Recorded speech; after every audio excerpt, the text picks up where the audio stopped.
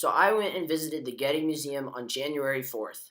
I visited the Renaissance nude exhibit that features over 100 items from the Renaissance time period.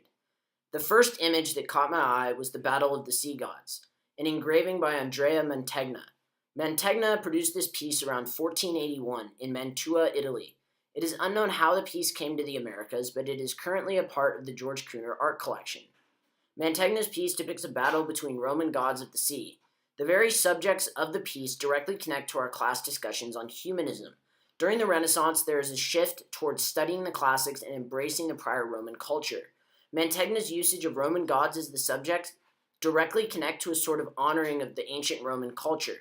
Furthermore, the sea gods are realistically presented.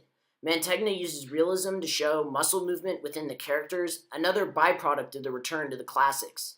In my opinion, this piece is worthy of prominence within our city because it uses the artistic techniques of the Renaissance while also connecting the piece to the academic changes at the time. I personally chose this piece because I enjoyed the expressions on the gods' faces as well as the realistic elements within the human body.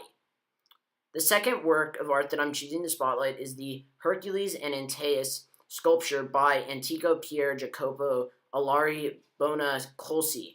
The bronze statue was made in Mantua, Italy around 1511.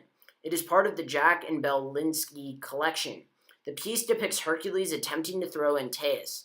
The position of Antaeus' head directly connects to realism. Through the study of humanities, Antico was able to understand how the head and neck move when it is tilted back. This subtle detail has an important impact on the piece because the realistic placement of the head draws more attention to the piece. The fact that the subjects are Greek gods also connects to the humanistic ideals because Greek mythology was a topic that saw rebirth during the rebirth of Europe.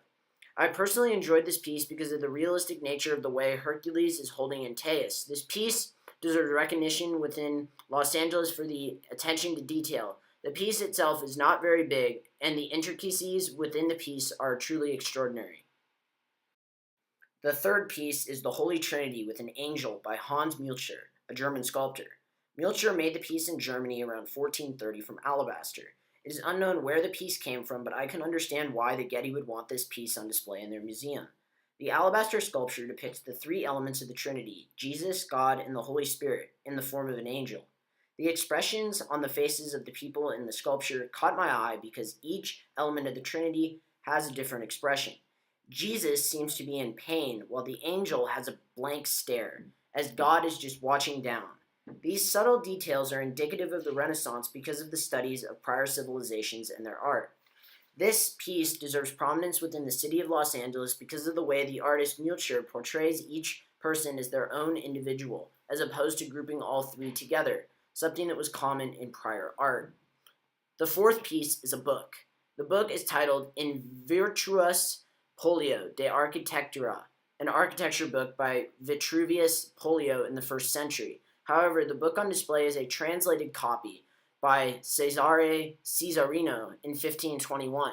It is unknown how this copy made it to the New World, but nevertheless, it has connections to our history course.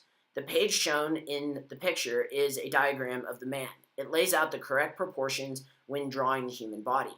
Given that this was originally made during the 1st century BCE, the very translation of the original book demonstrates humanism. Furthermore, the contents of this book had substantial effects on realism, essentially giving the foundation for the realistic appearance of people within Renaissance art. I personally chose this piece because it was something different. In the midst of seeing numerous sculptures and paintings, there was this book, and that fascinated me. This piece deserves prominence because it is part of the basis for realistic art that is such an integral part of the art that we see on a daily basis.